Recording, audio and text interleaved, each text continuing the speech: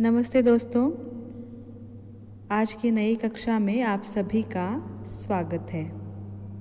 जैसे कि हम पढ़ रहे हैं आत्मचरित्र एक कहानी यह भी, लेखिका है मनु भंडारी। शुरुआती पैराग्राफ में हमने पढ़ा कि लेखिका का जीवन कैसा था, लेखिका किस गांव से, किस शहर से संबंधित है और लेखिका के पिता माता का स्वभाव क्या है और उनका बचपन कैसे बीता। और उन्होंने अपने बचपन के अपने रंग रूप तथा अपनी भाई बहनों के साथ उनका जो कंपैरिजन होता था या उनकी तुलना या प्रशंसा की जाती थी, इसके बारे में जिक्र किया है। उनके पिता के गुणों के बारे में वो बताती है कि पिता के कई गुण, अच्छे या बुरे जो गुण हैं वो मुझ में निहित है, ये देखने के लिए या कहाँ किस तरह से मैं माता पिता जैसी बन चुकी हूँ, ये देखने के लिए मैंने उन माता पिता का जो गुणगान है इसमें किया है, ऐसे लेखिका हमें बताती है। यहाँ पर लेखिका ने अपने पिताजी के स्वभाव तथा पिताजी की आर्थिक परिस्थिति के बारे में कहा है और उसके चलते धीरे धीरे जो मनुष्य बहुत ही हृदय से बड़ा और उदारवादी था, वो व्यक्ति कैसे बदलकर बहुत ही चिड़चिड़ा, शकी और एक तरह से बिल्कुल अलग बन गया, इसका जिक्र इसमें लेखिका ने किया हुआ है। तो आगे हम पढ़ेंगे अगला पैराग्राफ। लेखिका आगे कहती है, पिता के ठीक विपरीत थी हमारी बेपढ़ी लिखी माँ। धरती से कुछ ज़्यादा ही धैर्य और सहन शक्ति थी शायद उनमें। पिताजी की हर जाति को अपना प्राप्य और बच्चों की हर उचित अनुचित फरमाइश को, जिद को अपना फर्ज समझकर बड़े सहज भाव से स्वीकार करती थी वे। उन्होंने जिंदगी भर अपने लिए कुछ मांगा नहीं, चाहा नहीं, केवल दिया ही दिया। हम भाई बहनों का सारा लगाव शायद सहानुभूति से उपजा माँ के साथ था, लेकिन निहायत असहाय मजबूरी में लिपटा उनका यह त्याग कभी मेरा आदर्श नहीं बन सका। न उनका त्याग, न उनकी सहिष्णुता। खैर, जो भी हो, अब यह पैतृक पुराण यही समाप्त कर अपने पर लौटती हूँ। तो पिता के ठीक विपरीत थी हमारी बेपढ़ी लिखी माँ, ऐसा माँ का परिचय करती है लेखिका यहाँ पर। पिताजी में जो गुण थे, यानी पिताजी एक महान विचारक थे, बुद्धिवादी व्यक्ति थे। पिताजी के पास बहुत सारे लोग आते थे, पिताजी लेखक थे, पिताजी शिक्षक थे और पिताजी कांग्रेस जैसे पार्टी में भी सक्रिय रूप से काम करते थे। तो ये सब कुछ होते हुए उनकी माँ बिल्कुल अलग थी। वो एक तो पढ़ी लिखी नहीं थी और पिताजी के बिल्कुल ठीक विपरीत यानी क्या, अपोजिट। वो धरती से भी ज़्यादा सहनशील थी। कहते हैं ना, धरती में बहुत सहनशीलता है, पेशेंस है, कि जो इतना सारा जगत का, पूरे विश्व का भार संजोए बैठी है। और सहन शक्ति उनमें भी, मेरी माँ में भी उतनी ही दिखाई देती थी जितनी धरती में। यानी क्या कि घर के व्यवहारों में, घर के सभी बातों में माँ बहुत ही पेशेंस से रहती थी। किसी प्रकार पिताजी का भी गुस्सा अगर फूट जाता है, घर में कुछ हो जाता है, पर माँ कुछ नहीं बोलती थी, उसमें बहुत सहन की ताकत थी।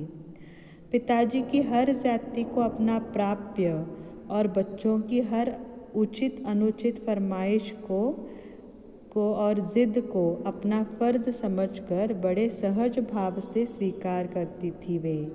पिताजी का हर काम, अपना कर्तव्य, प्राप्य यानी क्या, हर जाति भी, यानी पिताजी कई बार उसको अन्यायवश कुछ बोल जाते थे, कुछ कह जाते थे या कुछ उनको करने के लिए बोलते थे, वही अपना धर्म है, पत्नी धर्म है, अपना कर्तव्य है, प्राप्य यानी कर्तव्य है समझकर वो करती थी।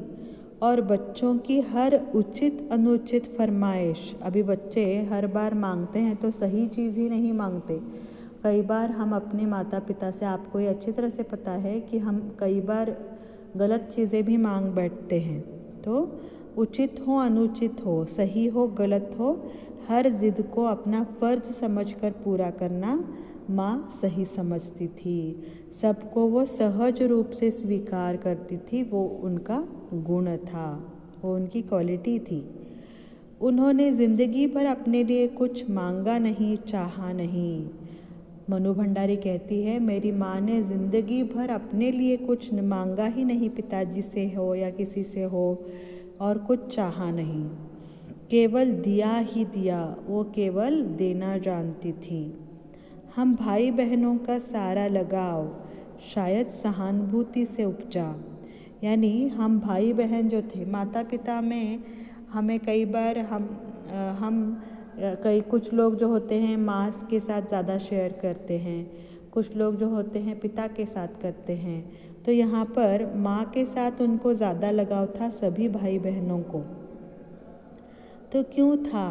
क्योंकि शायद उन पर कई बार दया आती थी कि वो पिताजी की हर जाति मानती हैं या पिताजी का हर कहा मानती है, वो कितनी भोली है। इस वजह से सहानुभूति से उपजा प्रेम, यानी माँ कितनी इनोसेंट है, माँ कितना सहती है, ये किसी कॉर्नर में सबके रह जाता था और इसीलिए माँ से ज़्यादा लगाव था। लेकिन निहायत असहाय मजबूरी में लिपटा उनका यह त्याग कभी मेरा आदर्श नहीं बन सका। तो मेरी माँ ने हमेशा मजबूरी में सब कुछ सहा, और इस मजबूरी में लिपटा हुआ उनका त्याग यानी क्या, सैक्रिफाइस जो वो ज़िंदगी भर करती आ रही थी अपने पति के लिए, अपने बच्चों के लिए, वो सैक्रिफाइस करना या माँ का सहन करना या माँ का अति सहनशील होना, ये मेरा आदर्श नहीं बन सका। आदर्श यानी क्या, रोल मॉडल।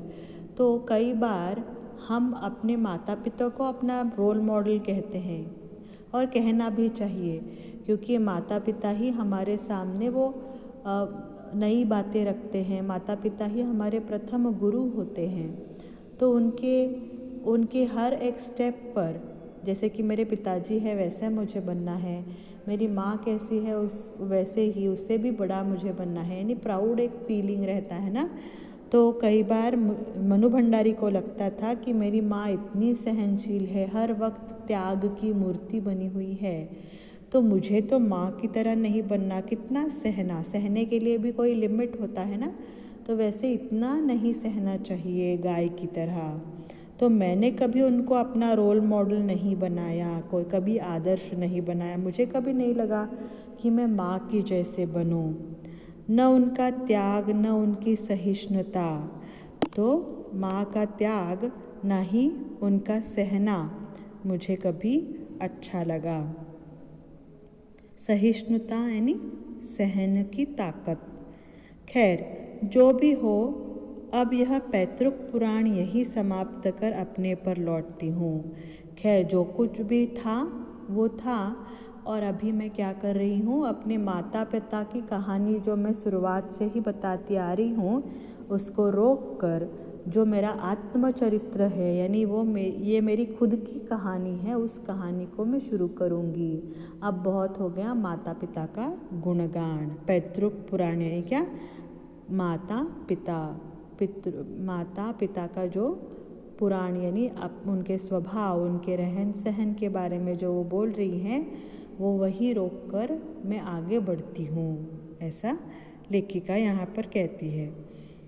5 भाई बहनों में सबसे छोटी मैं, सबसे बड़ी बहन की शादी के समय मैं शायद 7 साल की थी, और उसकी एक धुंधली सी याद ही मेरे मन में है, लेकिन अपने से 2 साल बड़ी बहन सुशीला और मैंने घर के बड़े से आंगन में बचपन से सारे खेल खेले। तो यहाँ पर लेखिका कहती है, मुझसे एक बड़ी बहन भी थी और सबसे बड़ी बहन, उसकी शादी मेरे आंखों के सामने ही हुई, पर अभी यादें जो है बहुत ही धुंधली है, बहुत सालों पूर्व, क्योंकि लेखिका सबसे छोटी थी और बहन बड़ी थी। तो उनको याद है, उनकी यादों का सिलसिला उनके घर से आरंभ होता है। वो कहती है कि मुझे याद है हम अपने बड़े से आंगन में अलग अलग प्रकार के खेल खेलते थे। तो कौन से खेल? सतोलिया, लंगड़ी टांग, पकड़म पकड़ाई, काली टोली। तो कमरों में गुड्डा गुड्डियों का ब्याह भी रचाया। पास पड़ोस की सहेलियों के साथ वो खेलती थी। यूँ खेलने को हमने भाइयों के साथ गिल्ली डंडा भी खेला और पतंग उड़ाने, कांच पीसकर मांझा सूतने का काम भी किया। लेकिन उनकी गतिविधियों का दायरा घर के बाहर ही अधिक रहा था और हमारी सीमा थी घर। तो यहाँ पर लेखिका कहती है, लंगड़ी टांग, पकड़म पकड़ाई, तो ऐसे सभी गुड्डे गुड़ियों के खेल हो, तो वो सभी खेल खेलती थी। आजकल खेल हम खेलते हैं, बहुत सारे लोग मोबाइल में खेलते हैं। एक तो जगह की कमी और आजकल वातावरण की चिंता, उसके कारण हम खेल नहीं खेल पाते बाहर। पर उन दिनों सभी लोग बाहर ज़्यादा खेला करते थे और गिल्ली डंडे जैसा खेल हो या पतंग उड़ाना, आजकल भी बहुत सारे लोग पतंग उड़ाते रहते हैं, हम सबको ये पता है। और उस पतंग को जो धागा यूज़ किया जाता है उसको मांझा कहते हैं और कांच पीसकर उसको लगाई जाती थी, बहुत ही महीन बारीक कांच पीसकर। आजकल उसको कोई बनाता नहीं होगा, वो मिल जाते हैं आसानी से। तो वो बनाने से लेकर मोहल्ले के सभी लड़कियों के साथ हम खेलने के लिए जाते थे, ये लेखिका का कहना है। लड़के वैसे बाहर जाकर खेल सकते थे, पर हमारे लिए एक बॉर्डर लाइन बनाई गई थी, एक सीमा बनाई गई थी, वो थी घर। हाँ, इतना ज़रूर था कि उस ज़माने में घर की दीवारें घर तक ही समाप्त नहीं हो जाती थी, बल्कि पूरे मोहल्ले तक फैली रहती थी। इसीलिए मोहल्ले के किसी भी घर में जाने पर कोई पाबंदी नहीं थी, बल्कि कुछ घर तो परिवार का हिस्सा थे। तो हमारे लिए रिस्ट्रिक्शन था कि घर से बाहर नहीं निकलना चाहिए, पर घर भी उन दिनों बहुत बड़े और घर की सीमा बॉर्डर जो थी बहुत बड़ी थी। यानी अगर हम दूसरों के घर खेलने के लिए जाते हैं तब ठीक है, क्योंकि आजू बाजू वाले लोग इतने अच्छी तरह से रहते थे कि माँ बाप उनके घर हमें खेलने के लिए छोड़ देते थे। यानी जो घर का दायरा था वो बढ़कर गली मोहल्ले की तरह हो गया था। गली मोहल्ले में जाओ, उसके आगे नहीं जा सकते, अपनी एरिया में हम घूम सकते हैं, खेल सकते हैं। और वो जैसे कि हमारे परिवार का हिस्सा ही थे सब लोग। गली मोहल्ले में किस तरह से रहते हैं लोग, मिलजुल के रहते हैं एक दूसरे के साथ। हम उनके घर खेलने आते थे और जाते थे, वो लोग हमारे घर आते थे, इस प्रकार आना जाना होता था। आजकल जो है सीन अलग होता है। आज तो मुझे बड़ी शिद्दत के साथ यह महसूस होता है कि अपनी ज़िंदगी खुद जीने के इस आधुनिक दबाव ने महानगरों के फ्लैट में रहने वालों को हमारे इस परंपरागत पड़ोस कल्चर से विच्छिन्न करके हमें कितना संकुचित, असहाय और असुरक्षित बना दिया है। तो मुझे बहुत ही शिद्दत के साथ मैं कह रही हूँ, बहुत ही मुझे नाराज़गी है इस बात से कि मुझे कहना पड़ रहा है कि आजकल का जो आधुनिक दबाव, यानी आधुनिकता, जो मॉडर्नाइजेशन हो गया है महानगरों में, नगरों में, सिटीज़ में, स्मार्ट सिटीज़ जो होती हैं, यानी मेट्रोपॉलिटन सिटीज़ जो होती हैं, उसमें जो है सिनारियो अलग है। तो फ्लैट सिस्टम्स हैं और फ्लैट सिस्टम्स में जो है एक दूसरे के साथ कोई बात नहीं करता, कोई पर्सनल नहीं होता।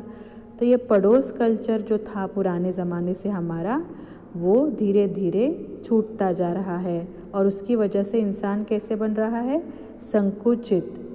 उसके विचार जो है वो बहुत ही संकुचित बन गए हैं और नैरो माइंडेड, संकुचित, असहाय। यानी इंसान फ्लैट्स में रहकर भी, बहुत सारी फैमिलीज़ एक ही बिल्डिंग में रहते हुए भी असहाय फील करता है, हेल्पलेस फील करता है, असुरक्षित फील करता है।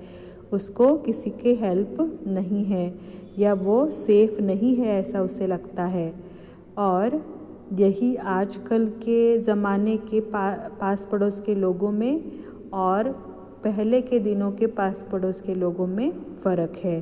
पहले आजू बाजू के लोगों में कुछ भी हो जाए तो पहले गली मोहल्ले के लोग दौड़ आते थे। आजकल अगर कोई झांक कर भी किसी के घर में देखता है तो हमें लगता है कि वो हमारे घर में इंटरफेयर कर रहा है या वो हमारी जो एक प्रकार की प्रायोरिटीज़ या हमें जो प्राइवेसी चाहिए उस प्राइवेसी को वो भंग कर रहा है, ऐसा हमें लगता है।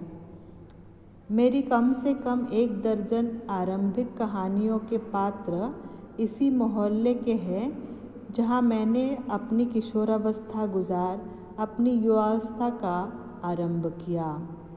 तो मुझे पहले से ही मोहल्लों में रहकर आदत है और इसीलिए इसी कल्चर में मैं पली बड़ी। और मैंने शुरुआत में जितनी भी पुस्तक लिखे, जितनी कहानियाँ लिखी, उन कहानियों में ये सभी कैरेक्टर्स जो मैंने इस गली मोहल्ले में देखे थे, उनके साथ मैं जीती थी, उन्हीं कैरेक्टर्स को मैंने अपने राइटिंग में लिया, अपने लेखन में लिया, अपनी स्टोरीज़ में लिया। बस इनको देखते देखते, सुनते सुनते इनके बीच ही मैं बड़ी हुई, लेकिन उनकी छाप मेरे मन पर कितनी गहरी थी, इस बात का एहसास तो मुझे कहानियाँ लिखते समय हुआ। तो मैं तो इनके साथ ही पली बड़ी, इनके साथ बड़ी होते हुए मुझे लगा ही नहीं था कि मैं इनको इतना याद रखती हूँ या इतने मुझे वो मायने रखते हैं। पर जैसे जैसे मैंने कहानियों में लिखना शुरू किया, वैसे वैसे मुझे पता चला कि वो मेरे जीवन के हिस्से हैं। यानी कुछ लोग देखिए, कुछ कैरेक्टर्स देखिए या कुछ दोस्त हो, अपने लोग हो, वो हमेशा हमारे याद में रह जाते हैं। उनकी तरह हम उनको कई बार कॉपी करने की कोशिश करते हैं, उनके जैसा रहने की कोशिश करते हैं। उनका रहन सहन, उनकी बातचीत या उनका जो सहवास हमें मिलता है, उससे हम बहुत कुछ सीखते रहते हैं। तो ये सब हमें याद रह जाता है, पर कई बार उसको हम याद करते नहीं हैं। पर लेखिका ने जब लिखना शुरू कर दिया, तब ये सारे पात्र, ये सारे कैरेक्टर्स उनको अच्छी तरह से ताज़े ताज़े याद थे, जैसे वो अभी भी उनके साथ ही रहती है। इतने वर्षों के अंतराल ने भी उनकी भावभंगिमा, भाषा किसी को भी धुंधला नहीं किया था और बिना किसी विशेष प्रयास के बड़े सहज भाव से वे उतरते चले गए थे। उसी समय के दा साहब ने व्यक्तित्व की अभिव्यक्ति के लिए अनुकूल परिस्थितियां पाते ही महाभोज में इतने वर्षों बाद कैसे एकाएक जीवित हो उठे, यह मेरे अपने लिए भी आश्चर्य का विषय था, एक सुखद आश्चर्य का। तो जैसे ही इतने वर्ष बीत गए हैं, मैं अभी जब लिख रही है लेखिका ये आत्मचरित्र, तो वो बहुत ही बड़ी है, यानी कामयाब राइटर है। तब उसके बाद बहुत सालों बाद जब वो लिखती है, फिर भी उनका रहन सहन, उनकी भावभंगिमा, उनकी भाषा सब उनको याद है और उन्होंने कई विशेष प्रयास नहीं किया। ये सब बहुत ही सरल रूप से उनको याद है, ऐसा लेखिका कह रही है। और कहती है जब एहसास तब हुआ जब दा साहब नाम का एक हमारे गली मोहल्ले का कैरेक्टर मैंने महाभोज नाम के एक नॉवेल में यूज़ किया और इतने वर्षों बाद वो जीवित हो उठा, ऐसे मुझे लगता है। यानी यहाँ पर इन शॉर्ट कहने का तात्पर्य क्या है लेखिका का, कि मेरे बचपन के जो भी कैरेक्टर्स मैंने देखे सुने, उनके साथ में जीती रही, वो कैरेक्टर्स मुझे मेरे बड़े होने पर भी, जब मैंने लिखना शुरू किया तब भी वो उतने ही ताज़े तवाने याद रहते थे। मुझे बहुत ही फ्रेश है वो सारी मेमोरीज़। उसके साथ में एक कैरेक्टर में जब लिखने के लिए शुरुआत करती हूँ तो सब कुछ मुझे याद आ जाता है। और हमारा और आपका बचपन भी वैसा है। बचपन में जो भी चीज़ें घटती है उनको हम आसानी से नहीं भूलते। हमारे जीवन में कोई अच्छा दोस्त, अच्छा व्यक्ति, अच्छे रिलेटिव्स अगर है तो उनको हम कभी नहीं भूलते। भूलने की ज़रूरत ही नहीं होती, वो हमेशा के लिए याद रह जाते हैं। तो दा साहब नाम के कैरेक्टर को भी उन्होंने अपने नॉवेल में कैसे उपयोग किया और कैसे वो उनके नॉवेल में फिर से जीवित हुआ, ये वो कह रही हैं। तो इस तरह से अपने बचपन की बात, अपने बचपन के खेल कूद की बातें इस पैराग्राफ में लेखिका ने कही है। आशा है आपको समझ में आ रहा है। आगे अगला सेक्शन देखेंगे। धन्यवाद।